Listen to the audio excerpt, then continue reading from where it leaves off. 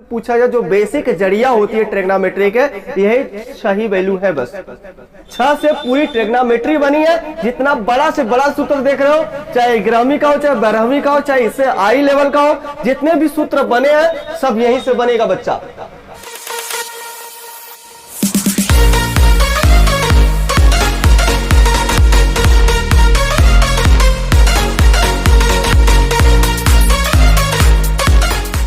Trigonometry में हमने सीखा था कि ट्रिग्नोमेट्री होता क्या है, इसमें बनता कैसे, ट्रिग्नोमेट्री में इसमें यूज क्या करने वाले हैं, तो और इसमें जो यूज करने वाले भी हैं किस ट्रायंगल का यूज करते हैं। तो आपको समझाया गया था कि ट्राई का मतलब 3 होता है, जबकि गोन का मतलब क्या होता है बच्चा लोग, साइड होता है, जिसे हम लोग भुजा के नाम से जानते हैं, जिसे हम लोग भुजा बोलते हैं। और आपको ये भी बताया गया था कि मेट्री का मतलब क्या होता है, मेजर करना, MEASURE, मेजर करना, जिसे हम लोग कहते हैं माप तौल, माप तौल करना। माप तौल जब किया जाता है किसी चीज का, तो मेट्री बोलते हैं, मेजर के नाम से जानते हैं। तो ट्रिग्नोमेट्री में आपको क्या समझ में आ रहा है, जो ट्रिग्नोमेट्री बनने वाली है 3 साइडों का मेजरमेंट किया जा रहा है ना। देखिए मेरे दोस्त, अगर एक साइड रहेगा, एक साइड से रिलेशन नहीं बन पाता है दूसरे का, एक व्यक्ति का रिलेशन दूसरे से नहीं बन पाएगा। इसलिए जब 2 या 2 से अधिक साइड बनना शुरू हो जाता है, एक दूसरे का रिलेशन उत्पन्न होना शुरू हो जाता है। आप लोग देख रहे होंगे कि जब ये एक साइड है और एक साइड और ऐसे है, इसके ऊपर यहाँ लाके रख दिया गया, अब इन दोनों में क्या बन गया, एक रिलेशन बन गया भाई साहब। इन दोनों का बीच का ये रिलेशन ये समझाता है, इनके बीच गैपिंग बन जाएगा भाई साहब। ये दोनों एक दूसरे के क्या हो गए, रिलेशन में हो गए, और रिलेशन में इस प्रकार से जुड़ गए, इनके बीच क्या बन गया, कोण एंगल बन गया। यानी कि जो ये थीटा कोण बना, इनके बीच एक रिलेशन में है, इनके बीच एक रिलेशन में है। तो वही चीज आपको समझाया गया है कि यहाँ 3 साइड है, 3 साइड है, और 3 साइडों के बीच हम एक रिलेशन स्टेबलाइज करने वाले हैं, जिसका नाम रखा जाता है sine theta, cos theta, tan theta, cot theta. ये नाम रखा गया है। अगर आपको नहीं समझ में आ रहा है कि साइन थीटा क्या होता है, तो वह आप अपने आप से पूछना कि मेरा नाम अगर संतोष है तो संतोष क्यों रख दिया गया है, और कुछ क्यों नहीं रख दिया गया है। सही है ना। आपका नाम सूरज है, सूरज क्यों रख दिया गया। इसी प्रकार से हर चीज का नाम रखा जाता है। क्या रखा गया है, जैसे अगर एक लड़का ये घूम रहा है, इसका ये एक लड़का घूम रहा है, घूमते घूमते इसका एज हो जाता है मैरिज के जैसा, या 18 से 20 की उम्र में जब आता है, इसका कर दिया जाता है मैरी, जिसका कर दिया जाता है शादी। क्या कर दिया जाता है, शादी कर दिया जाता है। और ये शादी करते ही ये लड़की से बंध गया भाई साहब। क्या हो गया, ये लड़की से बंध गया भाई साहब, और ये बन गया बेचारा, अभी लड़का था, ये बन गया हस्बैंड। अभी बताओ, ये तो लड़का था ना, और ये लड़की थी ना बेचारी, ये थी गर्ल, ये थी गर्ल। अब ये लड़की बताओ क्या बन गई, वाइफ बन गई। अब वाइफ से बताओ एक रिलेशन जागेगा कि और जागेगा, ये किसी की मामी कहलाएगी, किसी की मम्मी बनेगी, अभी है ना भाई साहब। तो बताओ कितना रिलेशन जागना शुरू हुआ। मतलब जब 2 बंदे आपस में रिलेशन में आए या जुड़े, कोई भी बंदा, या आपके दोस्त, आपका ही दोस्त है, जब उससे अटैच होते हैं तो उसके घर वालों से आप परिचय बना लेते हैं कि नहीं बना पाते हैं, तो ये परिचय बनाना शुरू कर देते हैं। तो हम लोगों को भी यही करना है ट्रिग्नोमेट्री में, कि हम 2 साइडों में रिलेशन अगर देख रहे हैं, तो उनके बीच क्या निकल के आ रहा है, दूसरा रिलेशन, उसका क्या नाम रख दिया जा रहा है। तो उसी प्रकार से इसका भी नाम रखेंगे, जो हम 3 साइडों की बात करने वाले हैं। तो पेशेंस रखना, आपको बिल्कुल समझा देंगे क्या होता है ट्रिग्नोमेट्री, किस इसका कैसे हम लोग यूज करते हैं, और रिलेशन कैसे स्टेबलाइज करते हैं। अगर आपसे पूछा जाए कि ये जो ट्रिग्नोमेट्री होती है खास तरीके से किसके ऊपर हम लोग बात करते हैं, तो आप लोग कहेंगे कि सर ये राइट एंगल ट्रायंगल के ऊपर बात किया जाता है। जो हम लोग बातें करने वाले हैं वो समकोण त्रिभुज के ऊपर बात करने वाले हैं। जो ट्रिग्नोमेट्री बनी है based on right angle triangle. और ये कितना % है सर, ये 95% बनी है राइट एंगल ट्राइंगल के ऊपर। अब से पूछा जा सकता है कि ये त्रिकोणमिति कितना परसेंट, 95% जो यूज हुआ है राइट एंगल ट्राइंगल के ऊपर ही यूज हुआ है। अच्छा, ये आपसे पूछा यहां भी जा सकता है कि राइट एंगल ट्राइंगल जो होते हैं ये कितने टाइप्स के होते हैं? सर ये 2 टाइप्स के होते हैं। कौन कौन से सर? ये जो राइट एंगल ट्राइंगल होते हैं ये 2 टाइप्स के होते हैं। ये कौन कौन से होते हैं? तो आप कहेंगे सर एक इस प्रकार से होता है, एक सर इस प्रकार से होता है। ये बिल्कुल अगर ये बन जाता है 30 डिग्री का तो ये बनेगा मेरे दोस्त 60 डिग्री का, और ऑलरेडी तो ये तो 90 डिग्री है ना। अच्छा, इसका दूसरा टाइपिंग क्या बनेगा बच्चा लोग? या इसी को हम दूसरा अगर रूप देना चाहे तो आप ऐसे भी बना सकते हैं, ऐसे। अब ये बन गया 60 डिग्री का और ये बन गया 30 डिग्री का, ऑलरेडी क्या है तो दोनों बातें कही है। और दूसरा जो बनेगा इसका वह दोनों ही आपस में क्या हो जाए, बेस ऑफ परपेंडिकुलर, जो लंब है दोनों आपस में बराबर हो जाए। तो ये भी 45 डिग्री का बनेगा और ये भी कितने का बनेगा, 45 डिग्री का। ये तो ऑलरेडी कितने का है, 90 डिग्री का है, ये है, सही है ना।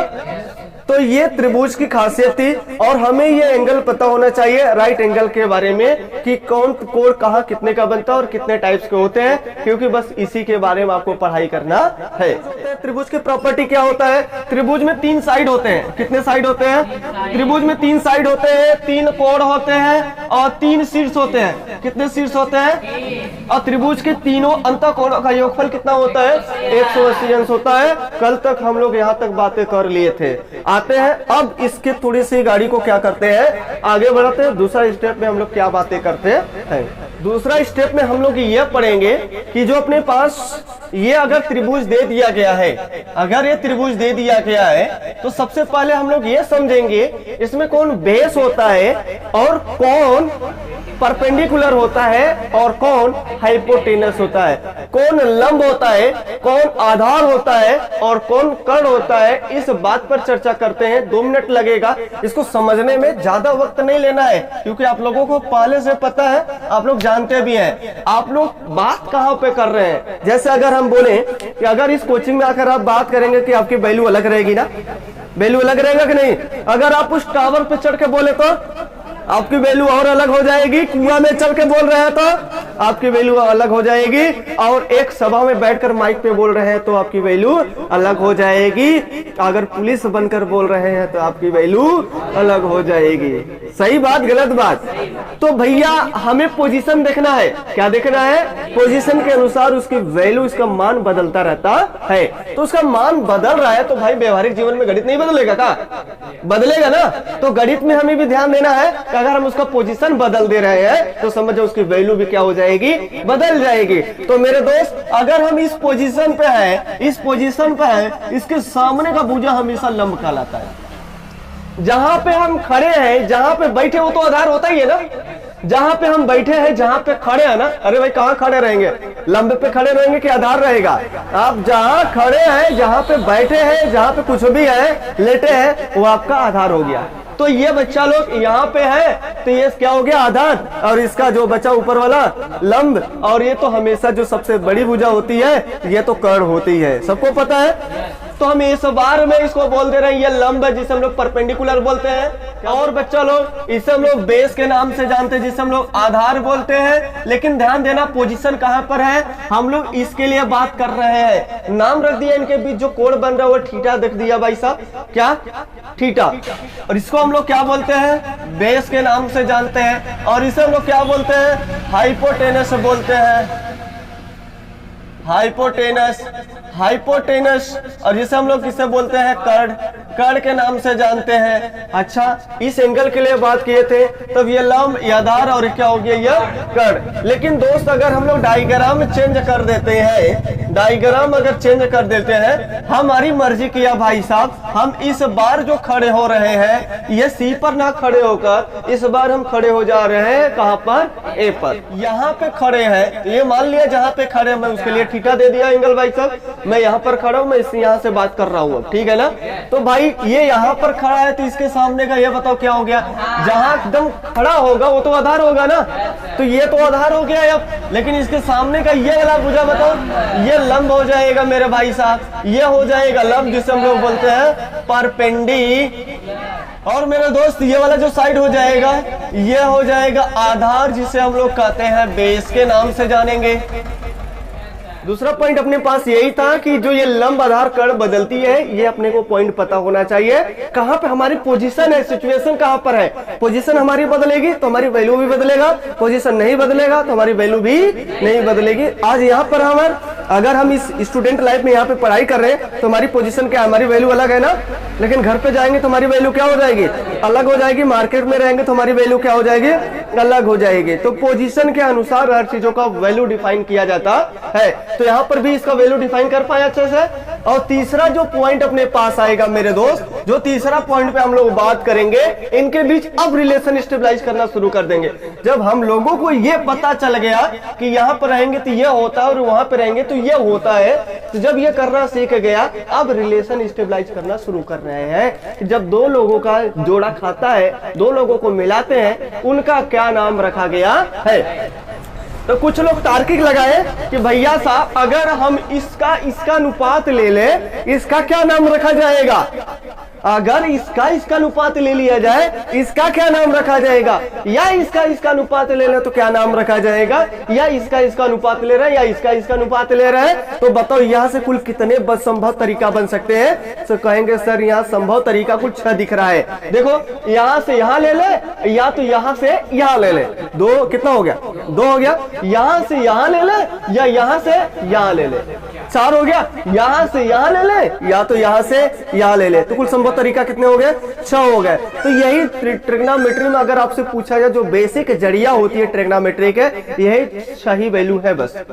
6 से पूरी ट्रिग्नोमेट्री बनी है। जितना बड़ा से बड़ा सूत्र देख रहे हो, चाहे 11वीं का हो, चाहे 12वीं का हो, चाहे इससे हाई लेवल का हो, जितने भी सूत्र बने हैं सब यहीं से बनेगा बच्चा। अगर ये पॉइंट अगर आपको नहीं समझ में आएगा तो परेशानी आपको आगे बढ़ता जाएगा। इसलिए पहला ही पॉइंट आपका यही है, नजर डालना है कि पहला सिद्धांत यही है आपका बस, कि जो ये पॉइंट इसमें बताने जा रहे हैं, इस पॉइंट को आपको अच्छे से समझना है, क्योंकि यही यूजफुल है, ये ब्रह्मास्त्र है, यही हथियार है। ठीक, तो जो हथियार है, हथियार चलाना सही नहीं सीखा तो क्या वो किसी को मारेंगे तो बताओ, मारने से पहले दूसरे को लगेगा कि हम ही को लगेगा, हम ही को लगेगा। भाई हम खुद नहीं लगा पा रहे हैं तो दूसरे को कैसे बीट कर सकते हैं, फाइट कर पाएंगे, नहीं, हरा नहीं पाएंगे।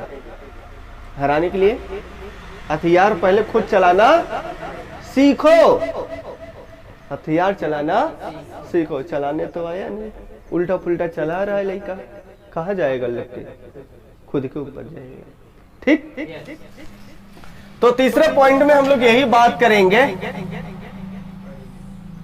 ये हो गया ए, ये हो गया बी, और ये हो गया सी। और मान लिया कि ये साइड अपने पास थीटा है, हम यहाँ चाहे जिसके लिए बात करें कोई दिक्कत, तो अभी हम उसको भी समझाएंगे, थोड़ा सा आगे क्वेश्चन बढ़ने दीजिए तब। ये हो गया अपने साइड लंब, ये अपने पास साइड हो गया लंब, और ये हो गया अपने पास आधार हो गया, और इसे क्या हो गया, कर्ण हो गया। अब ऐसे क्या होगा, रेशियो के अनुसार अगर नाम याद करते हैं तो आप फंस जाएंगे, सही है ना।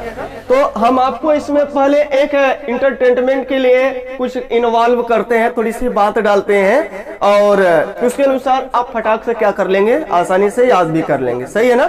बाकी तो हम बता रहे हैं इसका रेशियो लेंगे तो रेशियो कब तक याद रखेंगे भाई साहब, ऐसे याद नहीं हो पाएगा। तो आप लोग एक मशहूर नाम जानते ही है, लाल बेटा कक्का का नाम तो सुने होंगे, लेकिन इसके सिवा हम 2 बात और इन्वॉल्व करते हैं इसमें, जो आपको अच्छा लगेगा वह इसमें तीनों में से क्लिक कर लेना, ठीक है ना। तो लाल बटा कक्का, लाल बटा कक्का का नाम आपने सुना ही होगा।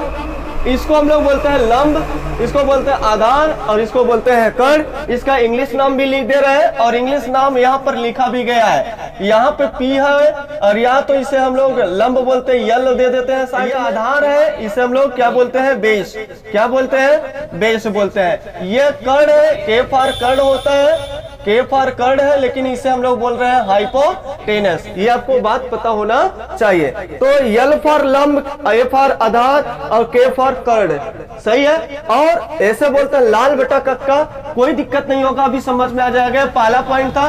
दूसरा पॉइंट अपने पास क्या आने वाला है बच्चा लोग, ये हम कह सकते हैं पाकिस्तान भूखा प्यासा, हिंदुस्तान हरा भरा।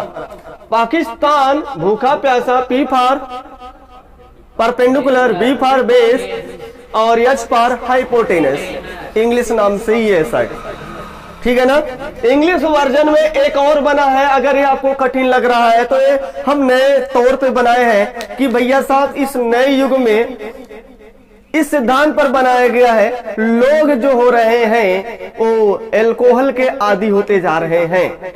आप देखिए किसको अल्कोहल नहीं चाह रहा है, हर घर में आपको देखने को मिलेगा कम से कम एक बंदे दो बंदे जरूर अल्कोहल ले रहे हैं, या हो सकता है उसका परिवार लेता हो सकता है उसमें कोई सदस्य ना हो जो ना लेता हो। भाई साहब जरूरी नहीं है, लेकिन आज के युग में देखा जाए तो 70% दारू पीने वाले लोग हैं।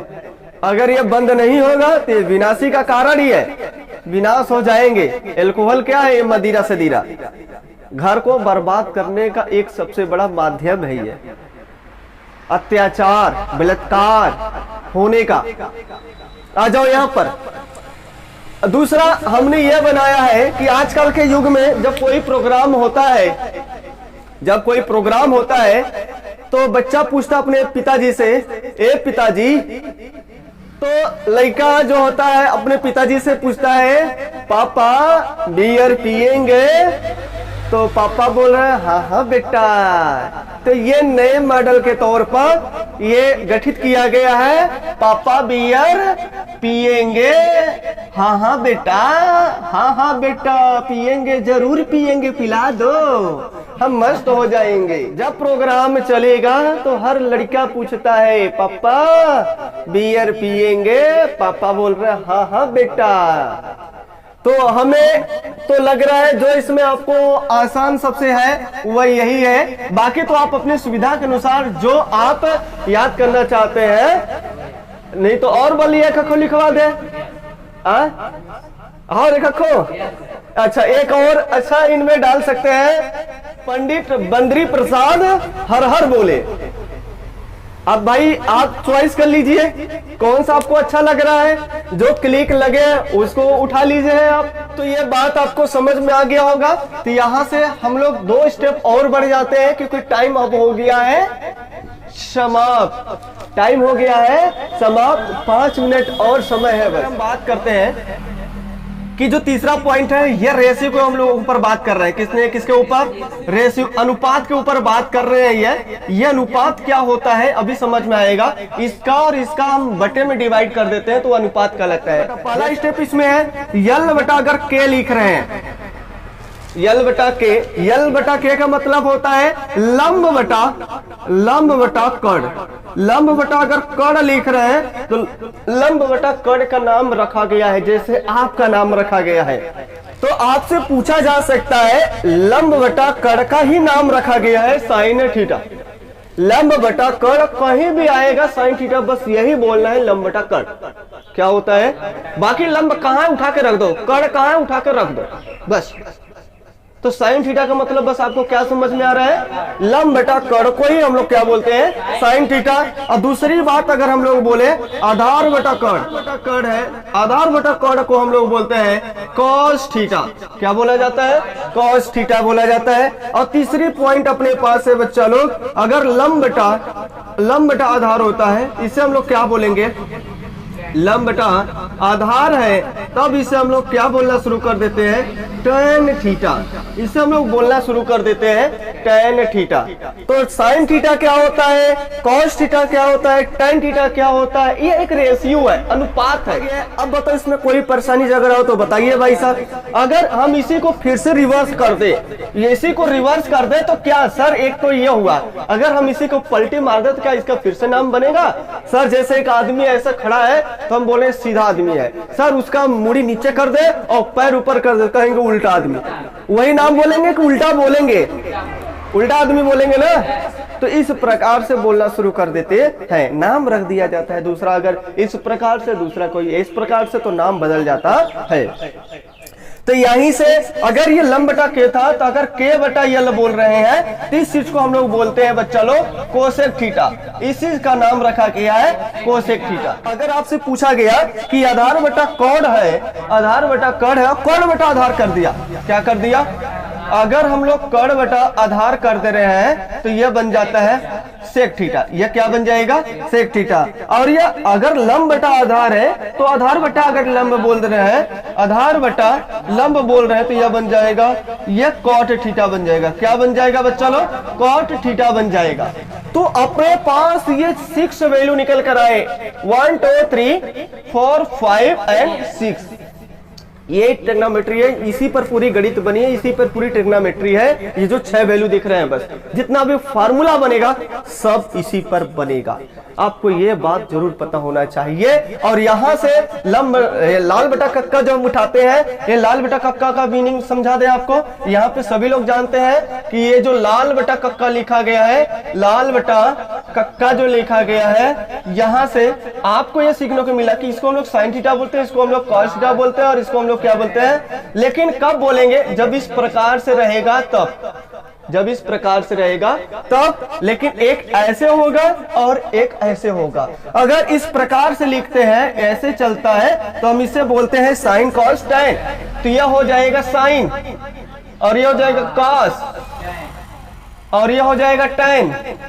लेकिन अगर यह इस प्रकार से चलता है तो इसे हम बोलते हैं, इसे बोलते हैं कॉट, और इसे बोलते हैं सेक बोलते हैं, और इसे क्या बोलते हैं? Cosec theta. अब देखो, साइन थीटा लंब बटा, और कॉस थीटा आधार बटा, और टैन थीटा लंब बटा।